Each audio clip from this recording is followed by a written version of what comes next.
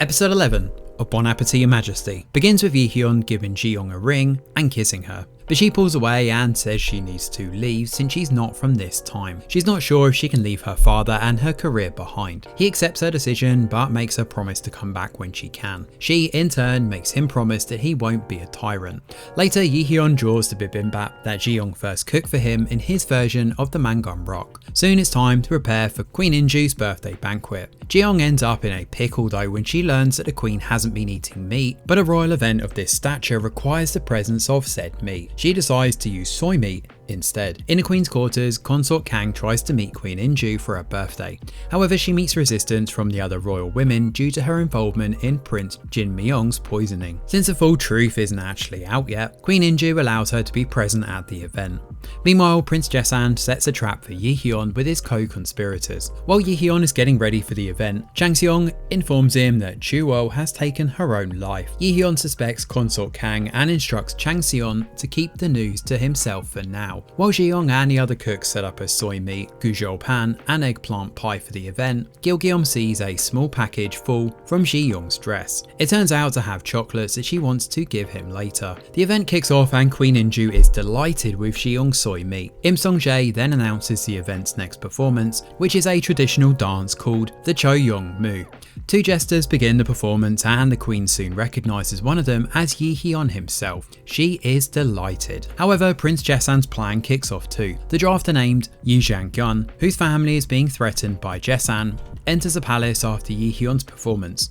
He tells Yi-hyun he has found the historical records that the king asked him to find, which happen to be the records from the day his mother died. Ji-young realises that these are the events that led to the Gapshin literati purge. Now Jiang-gun then brings forth Consort Sim, the old woman who is Yi-hyun's maternal grandmother. In front of everyone, Yi-hyun has Sung-jae read out the draft, which describes how the late king's concubines, Queen In-ju and Min Seong and others, encouraged the king to have the young queen deposed and banished. In fact, Queen In-ju was the one who advised the late king to give Yi-hyun's mother poison. Things get worse though when the old lady, who lost her mind after her daughter's death, pulls out the young queen's blood-stained clothes from inside her doll. Yi-hyun loses his cool and storms towards his grandmother, sword at the ready. Ji-young stands in his way and begs him to stop, and she tells him she loves him and reminds him of the promise he made to her. But Yi-hyun is determined not to let anyone who was involved in his mother's death walk away alive. Ji-young then takes her chocolates to the king's maternal grandmother, hoping it will bring her to her senses. It seems to work, and the old woman describes his mother's last words, through which she hoped her son would right the injustice by becoming a wise and virtuous king. This is when Yi-hyun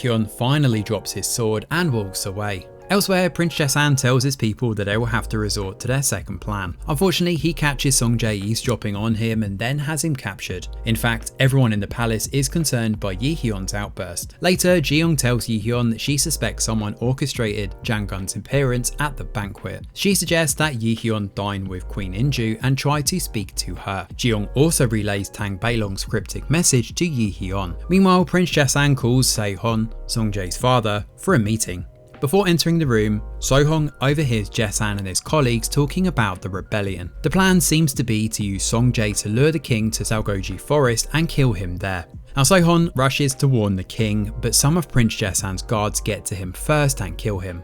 A few moments later, traitor palace guards knock Ji-young out as well. They're about to take her away when Gong-gil attacks them and carries Ji-young away. Now Si-hyuk then brings a message from Sung-jae to Yi-hyun. It says that Sung-jae has found the base of the military rebels, which is near Salgoji Forest. One of Yi-hyun's ministers arrives and informs Yi-hyun that even Ji-young was kidnapped and taken to the forest. Yi-hyun immediately decides to go over there. While the king leaves the palace, someone in the guise of the king's Cho-young-mu outfit begins to wreak havoc and kill people. In the Grand Royal Queen's quarters, Queen In-ju realises it is Prince Jesan moments before he kills her. Sadly, the rest of the staff believe it is the king committing the murders. Jesan and his people set off fireworks in the sky, a signal for all the rebels positioned around the palace to move. All of them jump into action, putting a red band across their foreheads and slaying everyone on Yi-hyun's side. Meanwhile, Yi-hyun and his men find Sung-jae tied to a pyre in the middle of a forest. While Yi-hyun is trying to cut him out, Jesan's men spring a trap.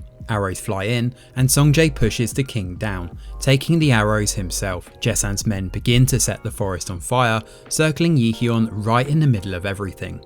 Elsewhere, Gongil tries to run away from it all with Jeong, but Jesan's men end up catching her, which is where episode 11 comes to an end.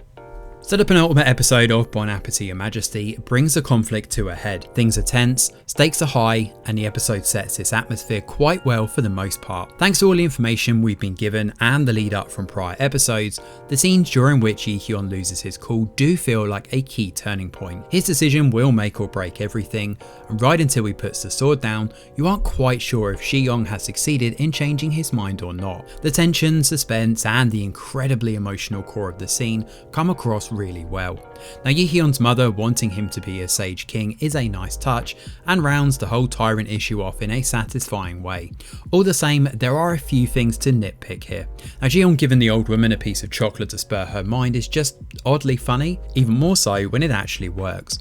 It was also probably not a very necessary inclusion. Additionally, while the focus on keeping Yi-hyun away from violence is commendable, it is a bit suspect that no one seems to be bothered about Queen In-ju being a key reason for his mother's death. A horrifying truth has just come out and the lack of any consequences is a bit odd. It would also be nice to know why so many people wanted Yi-hyun's mother dead, which the story never quite dives into. Despite these issues, episode 11 offers a gripping political affair and some shocking character deaths too. I mean, poor Songjae. It's definitely unexpected to see all these familiar faces killed, but here's hoping that the finale brings them some justice. Thanks for watching, and do let us know your thoughts in the comments below. Smash a like or subscribe to the channel, your support is very much appreciated. I'm Greg Wheeler, and from all of us over here at The Review Geek, we'll see you on the next video.